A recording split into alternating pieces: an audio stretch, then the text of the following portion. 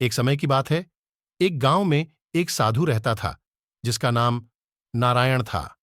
वह बहुत ही भोले और निष्काम थे और लोग उनके उपदेश को सुनने के लिए बड़ी उत्सुकता से उनके पास आते थे।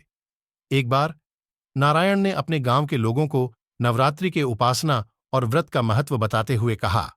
उन्होंने बताया कि नवरात्रि में मां दुर्गा की पूजा करने से दिव्य शक्तियों का आवाहन होता है और मनोबल में वृद्धि होती है। साधु के अनुसार दुर्गा को ब्रह्मा, विष्णु, शिव और छोटे देवताओं द्वारा राक्षस महिषासुर के वध के लिए बनाया गया था, जो अन्यथा उस पर काबू पाने में शक्तिहीन थे। उनकी सामूहिक ऊर्जा, शक्ति का प्रतीक, वह पुरुष दिव्यताओं से व्युत्पन्न और उनकी आंतरिक शक्ति का सच्चा स्रोत दोनों है। वह उनमें से किसी से भी महान है। पूरी तरह से विकसित और सुंदर पैदा हुई दुर्गा अपने दुश्मनों के लिए एक भयंकर खतरनाक रूप प्रस्तुत करती है।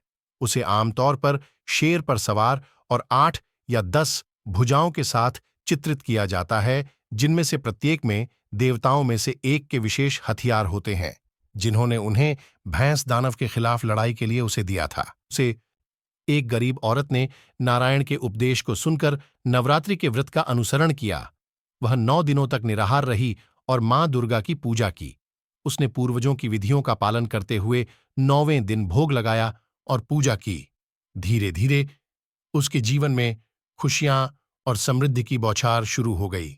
उसके परिवार में खुशहाली आ गई और वह अपने सपनों को पूरा करने की दिशा में अग्रसर हो गई।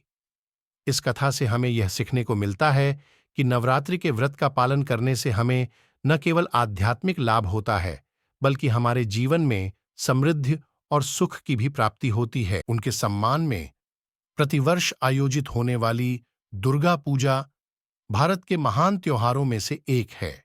इसलिए हमें नवरात्रि के व्रत का सम्मान करना चाहिए और मां दुर्गा की पूजा करनी चाहिए।